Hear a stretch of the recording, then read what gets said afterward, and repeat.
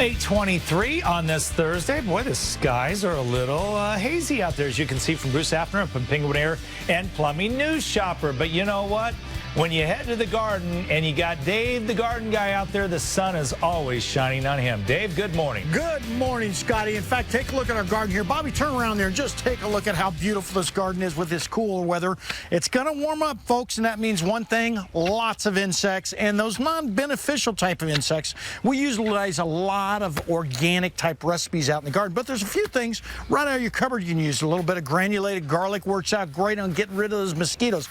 Garlic works out virtually for anything in your garden. If you can go and just make up a tea or just take the granulated formula, it works out fantastic for getting rid of like those mosquitoes and other flying type of insects you have around the garden. Some other things we use, of course, the BT, and this is real important, folks. If you got standing water out there or even the non-standing water, just go ahead and just spread it throughout the garden. It works out great as a larvicide for those mosquitoes. Something else we grow out in the garden, and this is lavender. You can take a look at that. It is a beautiful plant. Needs some afternoon shade, folks, and regular fertilization. Of course, well-drained soil. It is a herb, so it needs a lot of volcanic type of lava rock in it. It works out fantastic on getting that drainage in the soil itself, as does rosemary. You can see the rosemary right here. And rosemary is something that will just thrive in the garden. In fact, full sun is the ideal situation for that particular type plant. And then right behind our American flag right over there, you'll see a bay tree. We grow a lot of bay out here, sometimes called laurel. Holds up very well.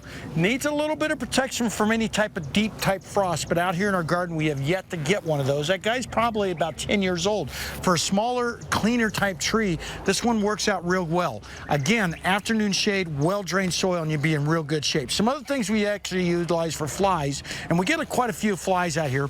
This is what we call our fly eliminator, and this is something that we release in the garden. These are small parasitic wasps.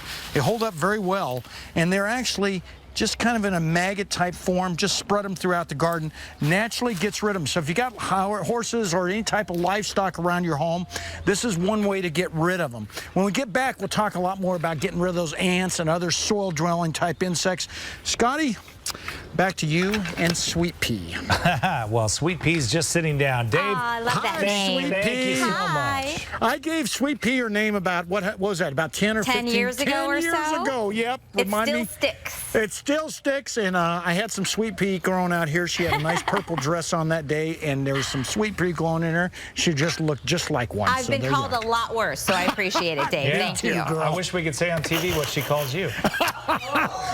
Just kidding. Nothing but love. Wait a You know minute. that. Wait a minute, joke. Sweet Pea, you know where we can go here. I call you Garden Hunk. Oh, thank you. Yeah. You hear that, Scotty? I heard it. Hear it? Unfortunately. You got some competition there, bud.